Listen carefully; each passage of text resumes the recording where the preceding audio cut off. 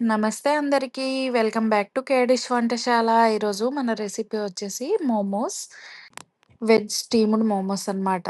దీనికోసం ముందుగా మనం 2 కప్స్ మైదాని తీసుకోవాలి. మైదాని తీసుకొని అందులో సాల్ట్ వేసుకొని చపాతీ ఎప్పుడు ఎలా కలుపుకుంటామో ఆ విధంగా కలుపుకొని మూత పెట్టి పక్కన పెట్టుకోవాలి. ఇది పక్కన పెట్టుకున్నాక ఇప్పుడు స్టఫింగ్ కోసం ఒక కడాయి పెట్టి అందులో ఆయిల్ వేసుకొని ఉల్లిపాయ, పచ్చిమిర్చిని సన్నగా తురుముకోవాలి. అదేవిధంగా క్యాబేజ్‌ని కూడా సన్నంగా తరుక్కొని ఈ విధంగా వేసుకొని ఒకసారి కలుపుకోవాలి. అందులోనే రుచికి తగ్గట్టుగా సాల్ట్‌ని వేసుకోవాలి. నేనిక్కడ చిన్న స్పూన్ యూజ్ చేస్తున్నాను. సో, 2 స్పూన్స్ వేశాను. అదేవిధంగా కారంని కూడా వేసుకోవాలి. కారంని 1 స్పూన్ వేసుకున్నాను. అదేవిధంగా పసుపుని కూడా వేసుకోవాలి.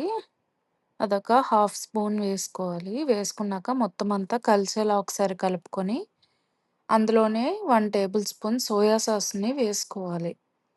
వేసుకొని ఒకసారి కలుపుకొని, అందులోనే రెడ్ చిల్లీ సాస్‌ని వేసుకోవాలి.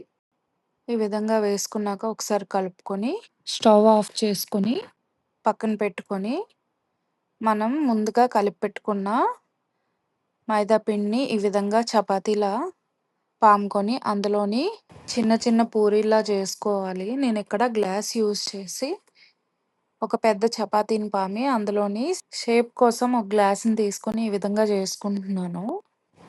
ఇప్పుడు ఈ చిన్న చిన్న పూరీల్ని ఈ విధంగా తీసుకొని మధ్యలో మనం స్టఫింగ్ పెట్టుకొని వీడియోలో చూపించే విధంగా చుట్టూ వాటర్ ఇలా పెట్టి వీడియోలో చూపించిన విధంగా ఈ విధంగా చేసుకోవాలి. మనకి నచ్చిన షేప్‌లో చేసుకోవచ్చు. ఈ విధంగా చేసుకున్నాక నేనిక్కడ ఇడ్లీ పాత్రని యూజ్ చేస్తున్నాను.